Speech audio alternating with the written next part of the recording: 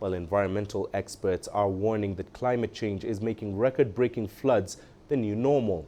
More and more countries are having to deal with more intense and more frequent extreme hydrometeorological events.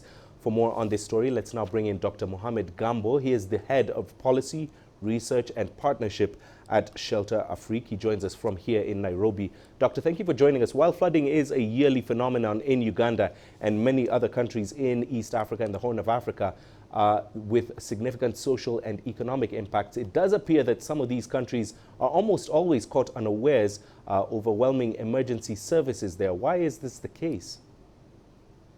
Yeah, thank you for having me. First and foremost, I believe there is the need for African countries to better understand the extent of the current realities and the interlinked relationship between the effect of climate change and the state of cities and the built environment in Africa. Studies have shown that Africa is the continent with the most rapidly urban population, which by 2050, the urban population in the region is expected to reach 1.3 billion. So which corresponds to around 21% of the global urban population. So what does this mean in terms of effects of climate change? Global CO2 emissions in terms of transportation, in terms of buildings, contributes about 75%. So this results to rising global temperatures, which you have all seen in terms of the flooding events, in terms of droughts and storms.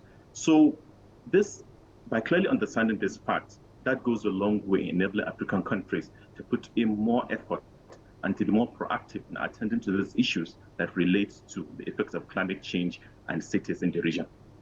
Doctor, then looking at responses to this, what then should be the policy response in terms of both adaptation and mitigation? First, there needs to be policy coherence. What we have in most African countries is more of a vertical adaptation and mitigation measures rather than horizontal. What does this mean, horizontal adaptation measures? It means that there has to be an enhanced cooperation, engagement, and interaction between stakeholders and institutions at various levels of responsibilities. Is it regional, national, or local? Then next, very important is the need to develop and fund robust pipeline of transformational bankable green projects, ranging from housing, transportation, and other related infrastructure. Third is early warning system, very important, because that goes a long way in putting effective response measures to climate change related incidences, just like the flood that we're discussing in Uganda. And lastly, strict adherence to land use and urban planning regulations. All these measures which have policy implications will go a long way in enabling African cities to respond more effectively to the effects of climate change. Doctor, thank you very much for joining us here on Africa Live. Dr. Mohamed Gambo with Shelter Afrique joining us live here in Nairobi.